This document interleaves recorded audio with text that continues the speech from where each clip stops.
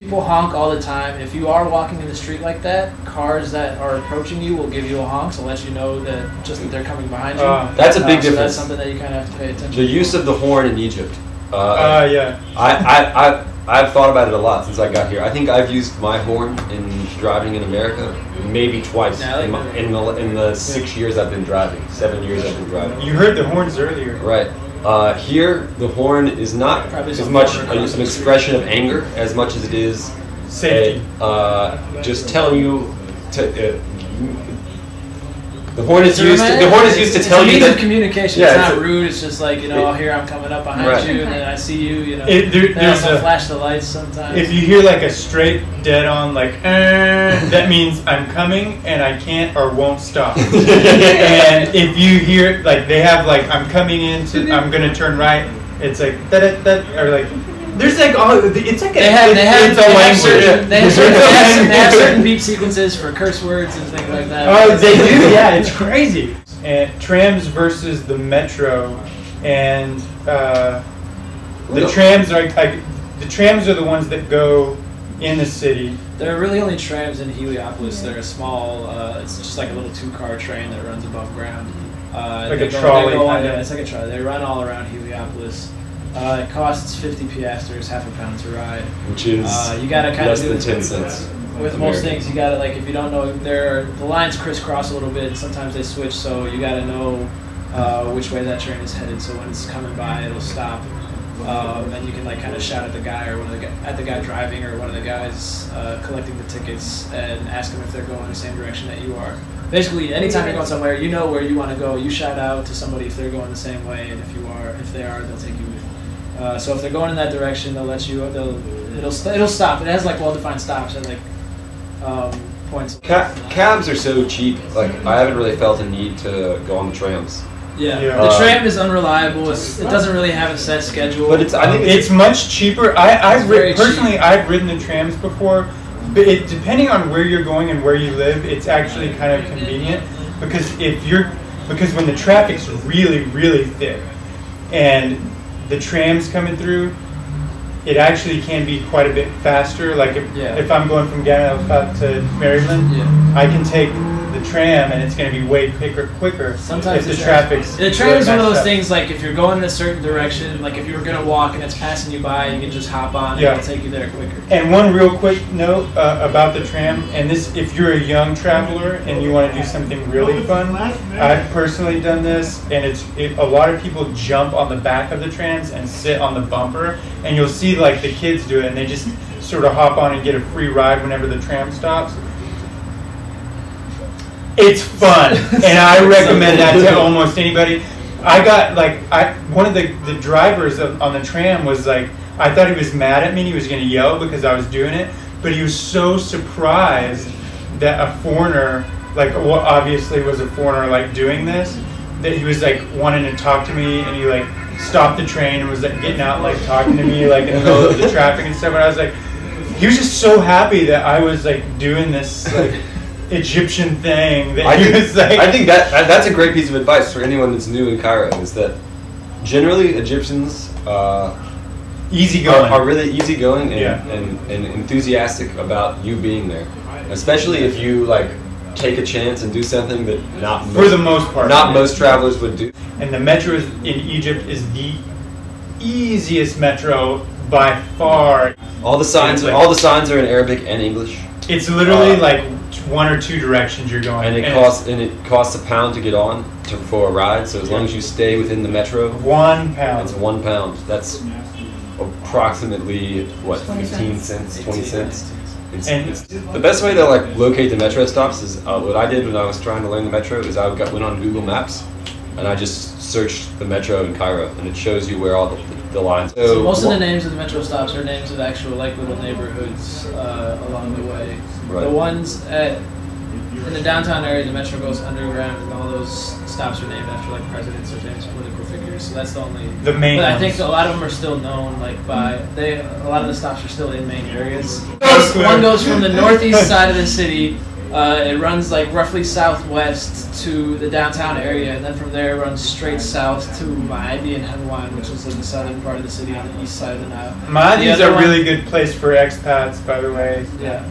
The other one starts not as far northeast, a little bit west of that, but still on the east side of the Nile, and runs kind of south, a little bit southeast, and then cuts over and runs across the Nile, and then into Giza, and then like kind of south towards the pyramids. But you can easily find a map of the metro online. You know, just Google is your friend. Ramses is one of the main points, like that you need to be aware of, because that's going to be where you go to catch the major lines out of Cairo to Alexandria, and you can get a ticket there to places like Luxor, Aswan, Alexandria, other places of interest all across Egypt. And once you're, if you're going to a place like Luxor, you can get a sleeper train for an extremely reasonable price. There are larger public buses that run all over the town that are somewhat common, and there are smaller microbuses that are basically like kind of hippie vans that they pack with people that run literally everywhere. They're privately owned. You should avoid them if you're new to Cairo. Yeah. The system is difficult to figure out. Unless you're like one of those really adventurous people and you want to come here and you do not care. Yeah. Go for the it. microbuses are really like the very common way of getting around, because they're really cheap and they move relatively quickly. The drivers are pretty. But you have to know what you're doing. Aggressive, kind of. But you have to. So I'll explain. The public buses, they have written in Arabic on them the different like parts of town that they go through.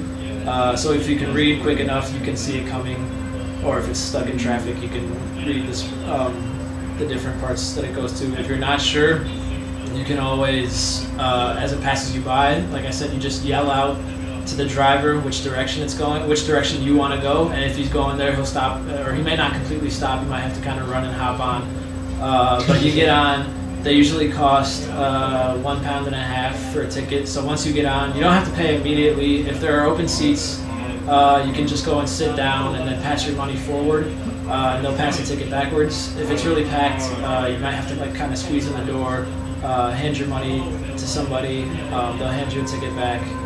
The driver does like he takes the payments and issues the tickets, but it's really informal. Like you can always pass your money to somebody, and then. When you want to get off, you have to tell the driver. So basically, there are a few things you can say, but probably the most basic thing is you can just say like "Hina lo samah," that means "here, please." So yeah, once you tell the driver when you want to get off one of the main buses, and then he'll slow down. You might have to like kind of hop off and run a little bit. The microbuses work in a similar way, but the price changes depending on how far you're going. There are like hubs throughout the town where a lot of microbuses will congregate. Ramses Square is one of them. There's a place like near Heliopolis called Al-Famaskin that a lot of them go to. That's one of those things where it's the same thing though. Once you find like where they congregate, you can go there and just ask anybody, like just say the name of the part of town that you want to get to. Most people, somebody will point you in the right direction. Basically, if you're gonna ride the buses, you should have a decent grasp of the Arabic language. Like if you're just gonna hop on one, you should know more than "Hello, how are you? What's your name?" But in general, I think if you are a tourist or really new to Cairo, it's very easy to find someone, especially in the touristy areas, that will be able to point you in the right direction, speaking enough English that you can communicate with them. The last thing that we're going to talk about is tuk-tuks, and none of us know anything about tuk-tuks. Okay, I know a little bit about tuk-tuks, but if you're one of those people that comes to Egypt and you want to experience every single last thing that there is to experience, I would highly recommend taking a tuk-tuk ride. And where you would mostly find them is in rural areas. They're in the poorer neighborhoods, not necessarily like rural, like outside of town, but they are in rural areas. They are, yeah, but not exclusive. But they are also in like the middle of the city, like not downtown, but like major parts of the city where there's just lots of poor people. people here call them like DJs with wheels because most of the time they like are blasting music like insanely loud. It's a little three-wheeled buggy thing that kind of like swerves in and out of the streets. Usually, I think it costs either like 25 or 50 piastres to ride it. And it's the same thing as everything. You can yell out which direction you're going, where you're going, and if he wants to take you, he'll stop and you can get on. Give him the money, he'll let you off when you're there. And that's one of those things that probably it'd be pretty strange to do that without an Egyptian, I think. But we kind of covered everything. We hope maybe not. No, we kind of touched on every mode of transportation in the city. This is going to be a continuing thing. One of my favorite things is just to walk around. But we hope that this helps you as you enter Cairo for the first time, because these are all things that we've had to figure out on our own, kind of just by feel as we spend time here. I'm still very new to Cairo, so I'm still figuring some of these things out. Everything. You never really figure things out. Yeah. But Cairo's a very welcoming place, but it does take some getting used to. We hope that this helps you get used to it more quickly. Right? Yeah. Right. With that, there's going to be a whole lot of other episodes. I know that I said this in the beginning. I think I just want to reiterate that, like, this one's going to be over transportation. We're going to do other episodes about food, other episodes about all kinds of different aspects of living in Cairo, how to get an apartment, we're going to continue this series, and hopefully it'll be done within the next couple of months, and I'll have it done before I leave, definitely. And the main purpose of it is to help you guys coming in, either as tourists, visitors, people who want to stay here for an extended period, or people who are just in general interested in Middle Eastern or Egyptian culture, to kind of get an understanding about it.